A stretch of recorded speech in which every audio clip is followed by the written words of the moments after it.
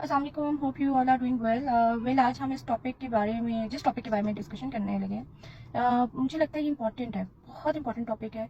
और इसके बारे में हम जितनी मर्जी एफर्ट कर लें, at some point according to our kids हम लोग कंफ्यूज रहते हैं and we try to find out the way कि हम इनको किस तरह हैंडल करें। Well, I am talking about teenagers, जो कि एक बहुत टफ पीरियड होता है बच्चों का। एक टीन एज का जो टाइम होता है, it's very challenging for them, even for the parents. Well, मैं हमेशा कोई भी बात related to the teaching kids और according to their mental level, mental health, अगर मैं बात करती हूँ तो मैं सबसे पहले यही समझती हूँ कि इसमें पेरेंटिंग बहुत मैटर करती है। हर चीज़ पेरेंटिंग से स्टार्ट लेती है, जिसमें सबसे पहले पेरेंट्स का मैटर करता है कि वो अपने बच्चे को किस हद तक कह सकते हैं कि एक अच्छी ग्रोथ की तरफ, एक अच्छे एक इमोशनल जो उनका एक इमोशनल लेवल है उसको मेंटेन करने के लिए, और उनकी पर्सनालिटी को इम्प्रूव करने के लिए, उनकी थॉट्स को राइट वे में उनको बताने के लिए कि the way you are thinking, the way you are doing things, ये किस हद तक ठीक है। हाँ, आप टीन एजर्स को कोई भी चीज़ बता नहीं सकते। आपने अगर उनको गाइड करना है, that is very challenging thing and very tricky way. आप उनको डायरेक्ट स्ट्रेट अवे अगर कोई भी चीज़ करने से रोकते हैं, they have a question, why me, why not others, if everyone is doing this then why you are stopping me to do this. तो ये एक बहुत बड़ा इशू आता है।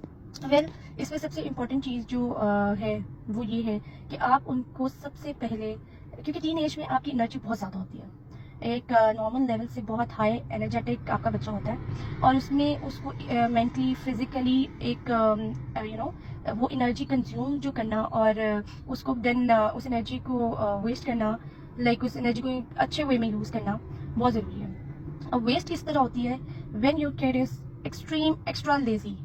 ठीक है, आपका बच्चा जो है वो इतना लेजी है कि they like to sleep, they don't like to sit in the gathering, यानी कि वो हर चीज़ में स्लो है, मेंटली भी फिजिकली भी। ठीक है, ये भी उसका एक एनर्जी वेस्ट होने का नतीजा होता है। और एनर्जी को अच्छे तरीके से कंज्यूम करना वो सबसे ज़्यादा मैटर करता है when your kid is in teen age. जब वो एक टीन एज में आ जाते हैं, आपने उनको सबसे पहले फिजिकल एक्टिविटीज़ में डालना है। फिजिकल एक्सर्शन बहुत ज़रूरी है। हम समझते हैं कि ठीक है, ये 50% 60% इंसान की पर्सनालिटी और उसके बिहेवियर चेंजेस पे मैटर करती है। नहीं, टीन एज में फिजिकल एग्जर्शन मुझे लगता है 80 to 90% बहुत मैटर करती है। अगर आपके बच्चे की एनर्जी एक अच्छी तरीके से निकल रही है तो आपका बच्चा फ्रेश भी है, वो हाइपर नहीं होगा, वो लेजी नहीं होगा। अगर वो लेजी है तो वो लेजी नहीं होगा। अगर उसका lack of interest in the activities है तो वो नहीं होगा, वो डेवलप होगा।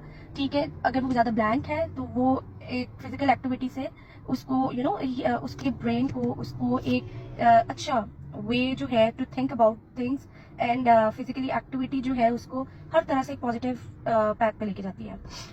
अच्छा, मेन चीज़ ये आगे।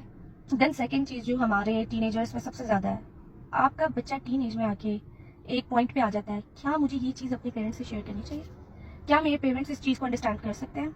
या मोस्टली किड्स कंप्लेन मोस्टली कि आप हमें अंडरस्टैंड नहीं करते, आप हमारी प्रॉब्लम को नहीं समझ सकते हैं, आपको नहीं पता कि मुझे आजकल के जो बच्चे हैं उनको टीन एज में वो कहते हैं हमें जी एंजाइटी है, और किस चीज़ की है, कोई रीज़न नहीं है। ठीक है, और एक बहुत बड़ा रीज़न उसका ये है कि जब आपका बच्चे का जो स्क्रीन टाइम है वो ऑलमोस्ट 18 to 19 आवर्स चला जाता है, क्योंकि आप फ़ोन्स दे देते हैं। आप फ़ोन्स देने के बाद आपका बच्चा सारी रात भी जाग रहा है, सारा दिन भी जाग रहा है।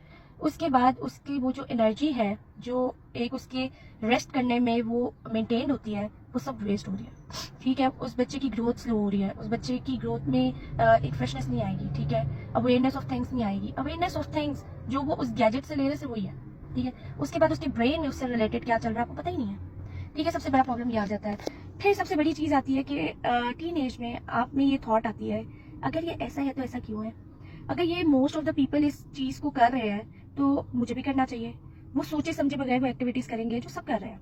ठीक है, उसमें they like to hang out a lot, उसके अलावा they like to use phone and they watch seasons for hours and hours.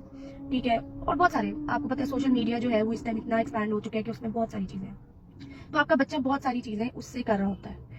हाँ, कहाँ पे उसमें प्रॉब्लम आता है, उसमें प्रॉब्लम आता है जो communication gap with your parents, with the person, जिसको पता चल सके कि आप एक्चुअली कर क्या रहे हैं। इसके लिए बहुत ज़रूरी है पेरेंट्स को अपने बच्चों के साथ फ्रेंडशिप रखना। फ्रेंडशिप इन अ वे आपका बच्चा कुछ गलत भी कर रहा है तो अपने आप को इतनी मतलब अपने आप को इतना स्ट्रांग रखें कि आपने उसको किस तरीके से हैंडल करना है। आपने उसको स्ट्रेट अवे ये नहीं कहना कि बस मैंने कह दिया है तो तुमने ये नहीं करना, मैंने कह दिया तो आपने यहाँ नहीं जाना। ठीक है, आपने एकदम से अपने रूल्स क्रिएट करके उसके ऊपर थोप नहीं सकते आप, क्योंकि उसमें भी क्या होगा, वो पहले तो वो आपसे चीज़ें हाइड करना शुरू करेगा, देन वो आपसे आर्ग्यू करना शुरू करेगा जिसमें वो बदतमीजी भी जाएगा, जिसमें हो सकता है वो आपकी बात ही ना सुने। ठीक है, फिर उसमें एक रिस्पेक्ट लेवल ख़त्म होने के चांसेस हैं, उसमें आपका एक emotional attachment with your kid जो है वो बिल्कुल चली जाती है। और उस टाइम बच्चों के माइंड में जो बात आ जाती है ना कि मेरी मदर या मेरे फादर या सराउंडिंग में जो उनके क्लोज हैं, बिल फॉर समटाइम फ्रेंड्स भी, ये मुझे समझ नहीं सकते। उससे क्या होता है कि वो अपने ही ब्रेन में एक आइसोलेट पोर्शन बना लेता है जिसमें वो चीज़ों को इकट्ठे करते रहते हैं। उससे क्या होता है कि वो इमोशनली ब्रेकडाउन शुरू हो जाता है जिसमें वो समझते हैं कि हमें कोई समझ नहीं सकता। It's a very dangerous point जहाँ पे आपका बच्चा इमोशनली किस हद तक शटर्ड हो चुका है आपको पता नहीं चलता, और जब तक पता चलता है तब तक बहुत देर हो चुकी होती है। इसलिए अपने बच्चे के साथ कनेक्टेड रहने के लिए सबसे पहले इमोशनल अटैचमेंट है। ठीक है, उसके बाद अंडरस्टैंडिंग है। समटाइम्स आपको भी थोड़ी स्पेस देनी पड़ती है, कुछ चीज़ें आपके दौर में आपको अलाउ नहीं थी, आपको उसके साथ रह के उसको अलाउ करनी पड़ती है, लेकिन आपको उसके बैक पे प्रेजेंस अपनी रखनी पड़ती है। आपको देखना चाहिए कि आपका बच्चा कहाँ जा रहा है, किनसे मिल रहा है, क्या कर रहा है, किस एक्टिविटीज़ में है, लेकिन ये सब साइलेंट फॉलोइंग है। ठीक है, इसमें आपने अपने बच्चे को कहीं पे भी ट्रिगर नहीं करना कि आप बहुत ज़्यादा पोजेसिव हो रहे हैं या उसको बहुत ज़्यादा बॉदर कर रहे हैं। आपने साइलेंटली चलना है, लेकिन उसके साथ फ्रेंडशिप के साथ चलना है।